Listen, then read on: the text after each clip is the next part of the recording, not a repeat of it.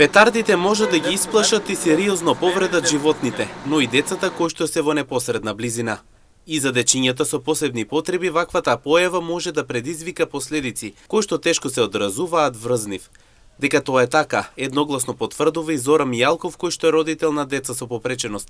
Земнет вели дека сириозно тие се многу поосетливи од другите и тоа може многу да им попречи. Многу деца со посебни потреби лошо се одразува. Значи, тие сензорно се многу поосетливи од другите луѓе и многу им пречи тоа.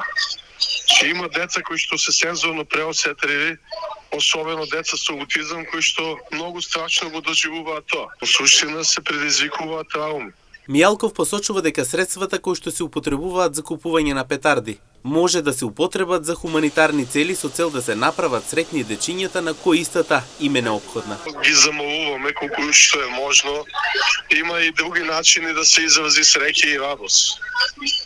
Можат со тие пари што ги користат на пиротехника би можело да помогнат на некои сиромашни луѓе и ги уверувам дека поголема среќа ќе осетат во тој случај. Од страна на јавните предпријатија за заштита на животните исто велат дека петардите може да ги исплашат и сериозно да ги повредат животните, а многумина умираат од срцев удар поради празничните пиротехнички средства. Затоа сведочат обемните статистички податоци, зад кои стојат вистински трагедии, повреди и трауми, кои настануваат поради моменталната еуфорија или незнаење.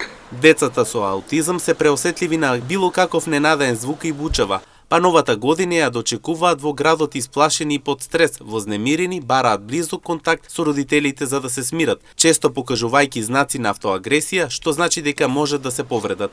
Воедно буквално секоја година илјадници животни, птици, мачки и кучиња умираат од ваквата употреба.